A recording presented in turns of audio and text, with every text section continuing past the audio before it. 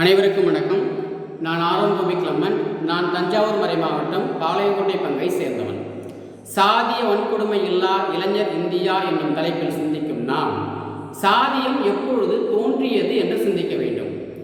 India என்னும் அமைப்பு தோன்றுவதற்கு முன்னரே இங்கு வந்த ஆரியர்கள் நம்மை 4 இனக்குழுக்களாக பிரித்தனர். எதற்காக? அவனை உயர்ந்தவனாக காட்ட வேண்டும் என்பதற்காக. வர்ணாசிரம கோட்பாட்டின்படி பிராமணன், சத்திரியன், வைசியன், சூத்திரன் என்று அவன் பிரித்த கணமே சாதிய ஏற்றத்தாழ்வுகள் நமக்குள் தோன்றின.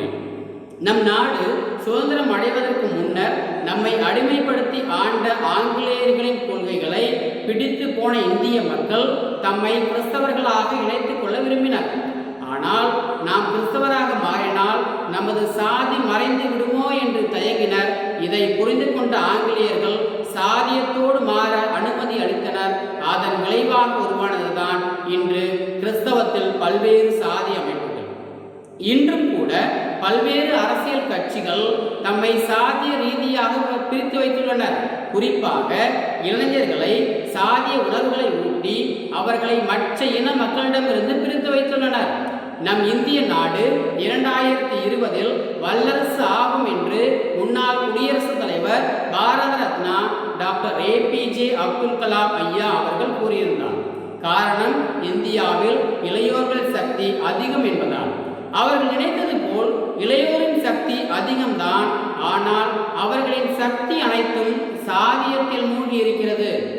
நம்மை சாதிய ரீதியாக பிரித்த ஆரியன் நம்மிடையே சாதிய வன்கொடுமைகளை உண்டாக்கிவிட்டு நாட்டின் அதிகாரமிக்க பதவிகளை சுவைத்துக் கொண்டிருக்கிறான். ஆனால் நாம் சாதிய ரீதியாக பிரிந்து சண்டை போட்டு கொண்டிருக்கிறோம். நம் இந்திய இளைஞர்களின் சக்தி அளப்பரியது.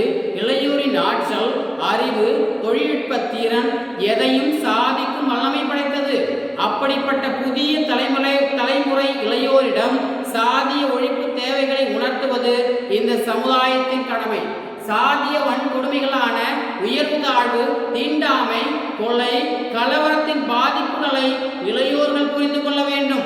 பள்ளி கல்லூரிகளில் சாதி ஒழிப்பு கல்வி புகட்டப்பட வேண்டும்.